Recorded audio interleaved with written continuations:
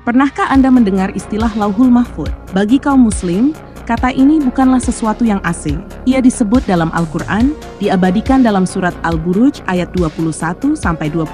Bahkan, yang didustakan itu adalah bacaan yang mulia, yang tersimpan di Lauhul Mahfudz. Dalam sejarah Islam, konsep Lauhul Mahfudz ini telah menjadi bahan diskusi panjang di kalangan ulama dan mufasir. Beberapa pendapat mencoba menggambarkan bentuk dan keberadaannya secara konkret. Dalam tafsir Ibnu Katsir dikatakan bahwa Ibnu Abu Hatim berpendapat bahwa Lauhul Mahfudz terletak di antara kedua mata malaikat Israfil, seolah-olah menjadi sebuah kitab suci yang dipegang oleh salah satu malaikat utama. Sedangkan menurut Ibnu Jarir, Lauhul Mahfudz berada di keningnya malaikat Israfil.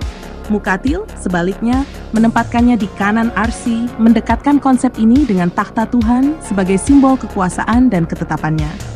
Sementara itu, Ibnu Abbas menggambarkan Lauhul Mahfudz sebagai lembaran dari mutiara putih dengan ukuran yang luar biasa, sepanjang jarak antara bumi dan langit. Dari berbagai pendapat ini, muncul pertanyaan, mana yang paling masuk akal? Apakah Lauhul Mahfudz benar-benar sebuah objek fisik yang bisa diukur dan ditempatkan di suatu lokasi tertentu? Ataukah ia adalah sebuah konsep metaforis, suatu simbol dari pengetahuan Tuhan yang mutlak? Untuk hal ini, saya kembalikan kepada pemirsa masing-masing. Namun bisa jadi konten ini mengandung tensi tinggi. Jadi bagi yang memiliki darah tinggi, saya mohon di-skip saja videonya. Mari kita lanjut. Untuk memahami Lauhul Mahfudz secara lebih mendalam, kita perlu menelusuri makna katanya dari sudut bahasa. Dalam bahasa Arab, kata lauh memiliki arti dasar lempengan atau papan. Kata ini merujuk pada suatu permukaan datar yang dapat digunakan untuk menulis atau mencatat sesuatu. Sementara itu, kata mahfudz yang merupakan isim maf'ul dari akar kata hafado, berarti menjaga atau memelihara.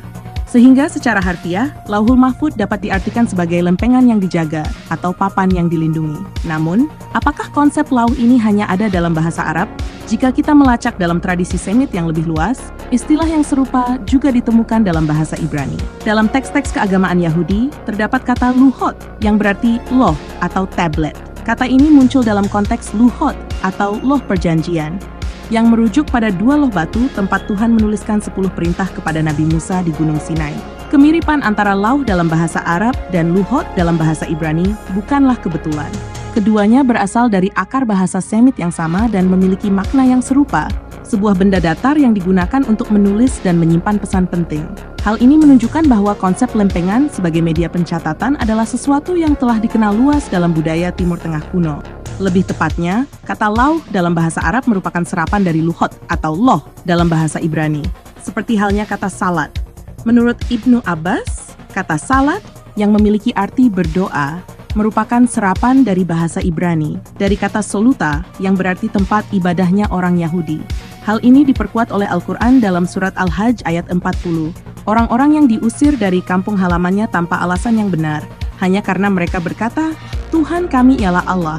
Seandainya Allah tidak menolak keganasan sebagian manusia dengan sebagian yang lain, tentu telah dirobohkan Sawamiu, biara-biara Nasrani, Biaun, gereja-gereja, Sholawatun, rumah ibadah orang Yahudi, dan Masajidu, masjid-masjid yang di dalamnya banyak disebut nama Allah. Allah pasti akan menolong orang yang menolong agamanya. Sungguh, Allah Maha Kuat lagi Maha Perkasa. Dalam tafsir Jalalain dikatakan bahwa kata Sholawatun pada ayat di atas adalah sinagog, tempat ibadahnya orang Yahudi. Dari sini kita dapat mengetahui bahwa kata salat merupakan serapan dari bahasa Ibrani. Begitu juga kata lauh yang merupakan serapan dari bahasa Ibrani, dari kata lu'ot atau loh. Lalu, mengapa yang dipilih adalah tanah yang dibakar atau batu yang dijadikan media untuk menulis? Sepanjang sejarah, peradaban manusia selalu mencari cara untuk menyimpan informasi yang dianggap penting. Sebelum ditemukannya kertas atau perkamen, berbagai bangsa telah menggunakan bahan yang lebih tahan lama, seperti batu, tanah liat, dan logam, untuk mencatat hukum, peristiwa sejarah, serta teks-teks keagamaan. Jika kita memahami Lauhul Mahfudz sebagai lempengan yang dijaga, maka pertanyaannya adalah, adakah paralel antara konsep ini dengan praktik pencatatan dalam peradaban-peradaban terdahulu? Dalam banyak peradaban kuno, tulisan pertama kali dikembangkan di atas bahan yang dianggap lebih tahan lama. Bangsa Sumeria dan Akkadia menuliskan hukum dan catatan sejarah mereka pada tablet tanah liat. Sementara bangsa Yahudi menganggap loh batu sebagai medium yang paling suci untuk mencatat firman Tuhan. Dalam tradisi Yahudi dan Kristen, konsep lempengan yang dijaga juga muncul dalam kisah Nabi Musa. Kitab Keluaran, yaitu Exodus dalam Alkitab, menceritakan bagaimana Musa menerima 2 luhot habrit atau loh perjanjian, di mana Tuhan sendiri menuliskan 10 perintah dengan jarinya. Kedua loh batu ini disimpan dalam tabut perjanjian, sebuah peti suci yang dijaga ketat oleh bangsa Israel sebagai simbol perjanjian mereka dengan Tuhan.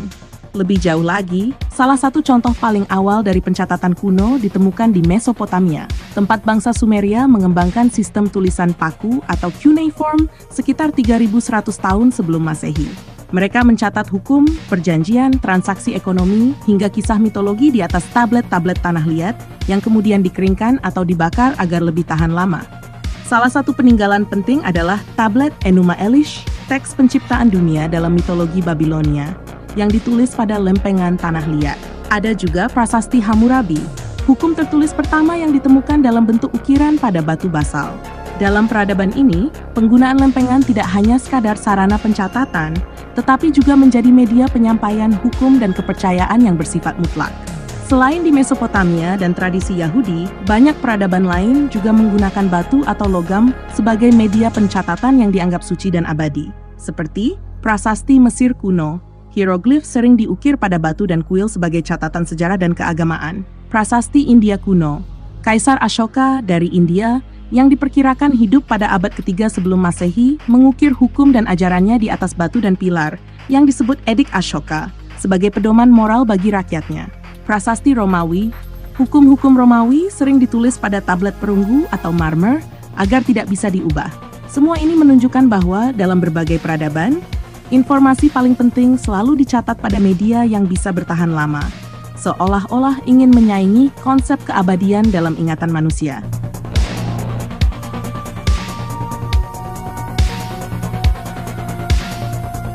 Seiring berjalannya waktu, metode pencatatan manusia mengalami transformasi besar. Dari yang awalnya menggunakan batu dan lempengan tanah liat, media penulisan kemudian beralih ke bahan yang lebih ringan dan lebih mudah digunakan, seperti papirus dan perkamen. Evolusi ini tidak hanya mencerminkan perkembangan teknologi, tetapi juga perubahan dalam cara manusia menyimpan dan mentransmisikan ilmu pengetahuan. Dalam Al-Quran, selain istilah lauh, terdapat juga kata suhuf, yang berarti lembaran atau gulungan tulisan. Kata ini muncul dalam beberapa ayat, di antaranya pada surat Al-Bayyinah ayat 2-3 yang berbunyi, seorang rasul dari Allah yang membacakan lembaran-lembaran yang disucikan, di dalamnya terdapat catatan-catatan yang lurus. Kemudian, pada surat Al-A'la ayat 18-19 disebutkan, sesungguhnya ini benar-benar terdapat dalam suhuf yang terdahulu, yaitu suhuf Ibrahim dan Musa. Dalam banyak tafsir dikatakan bahwa seorang rasul dari Allah pada ayat di atas adalah Nabi Muhammad yang membaca suhuf di mana terdapat catatan-catatan yang lurus. Lalu, apa catatan-catatan yang terdapat pada suhuf tersebut? Jika melihat pada surat Al-A'la, maka kita akan mendapati bahwa catatan-catatan tersebut merupakan isi kandungan dari surat Al-A'la. Salah satu bukti bahwa pada masa Nabi Muhammad sudah dikenal media penulisan menggunakan perkamen adalah manuskrip Birmingham, yang diperkirakan berasal dari kurun waktu antara 568 sampai dengan 645 Masehi. Berdasarkan surat Al-Bayyinah ayat kedua di atas, maka timbul pertanyaan, apakah Nabi Muhammad bisa membaca? Pada awalnya, masyarakat kuno menggunakan batu, tanah liat, atau logam sebagai media tulis karena daya tahannya yang tinggi. Namun, bahan-bahan ini memiliki keterbatasan. Mereka berat, sulit dibawa, dan tidak praktis untuk digunakan dalam skala luas. Oleh karena itu, muncul kebutuhan akan media tulis yang lebih ringan dan mudah dibentuk. Salah satunya adalah papirus. Papirus adalah salah satu media tulis tertua yang menggantikan batu dan tanah liat. Ditemukan oleh bangsa Mesir sekitar 3000 tahun sebelum Masehi, papirus dibuat dari tanaman Cyprus papyrus yang tumbuh di sepanjang Sungai Nil. Lembaran papirus memiliki keunggulan dibandingkan tablet tanah liat, lebih ringan dan mudah dibawa. Bisa digulung menjadi gulungan, lebih cepat dalam proses penulisan dan penggandaan. Papirus menjadi standar utama dalam pencatatan di dunia Mediterania kuno, termasuk bagi bangsa Yunani dan Romawi. Banyak teks kuno, termasuk dokumen pemerintahan, kitab-kitab filsafat, dan tulisan keagamaan, dicatat di atas papirus. Di sisi lain, bangsa-bangsa Semit seperti Yahudi, Arab, dan Persia mulai mengadopsi perkamen sebagai alternatif papirus. Perkamen dibuat dari kulit binatang yang dikeringkan dan diolah agar bisa digunakan sebagai media tulis. Beberapa keunggulan perkamen dibandingkan papirus adalah lebih tahan lama dan tidak mudah rapuh, bisa ditulis di kedua sisinya, mudah dijilid menjadi bentuk kodeks. Bangsa Yahudi menggunakan perkamen untuk menulis kitab suci mereka. Gulungan kitab Taurat misalnya ditulis dengan tangan di atas perkamen dan harus dibuat dengan standar tertentu agar tetap suci. Peralihan dari lauh lempengan ke suhuf lembaran berkontribusi besar dalam perkembangan penyebaran ilmu. Perkamen dan papirus memungkinkan wahyu serta hukum Tuhan didistribusikan lebih luas dibandingkan dengan batu atau tanah liat yang hanya bisa disimpan di tempat tertentu.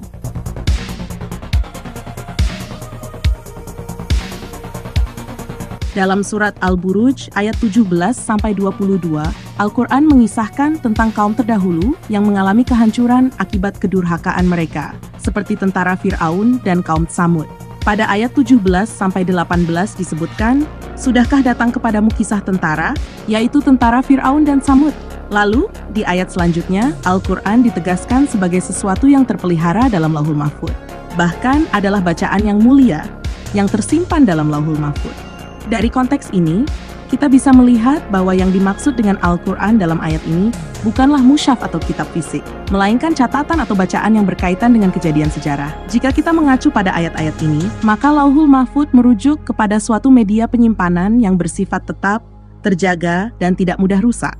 Secara bahasa, seperti yang telah kita bahas sebelumnya, kata lauh berarti lempengan, dan dalam sejarah, lempengan yang paling umum digunakan adalah batu, logam, atau tanah liat yang dibakar. Ini berarti Lauhul Mahfuz bukan sekadar konsep metafisik, melainkan juga memiliki aspek material, suatu media pencatatan yang dirancang agar tetap utuh dan tidak mudah diubah. Dalam sejarah, kita menemukan banyak contoh media tulis seperti ini. Loh Perjanjian Nabi Musa, yang ditulis langsung oleh Tuhan di atas batu. Prasasti Hammurabi, yang diukir dalam batu basalt agar hukum tetap terjaga. Tablet tanah liat Sumeria, yang dikeringkan atau dibakar agar tahan lama. Semua media ini dibuat dengan kesadaran bahwa sesuatu yang penting harus dicatat dalam bentuk yang paling awet. Maka, ketika Al-Quran menyebut Lauhul Mahfuz, kemungkinan besar yang dimaksud adalah catatan yang tidak bisa diubah atau dirusak, yang merujuk kepada lempengan-lempengan dalam sejarah peradaban manusia.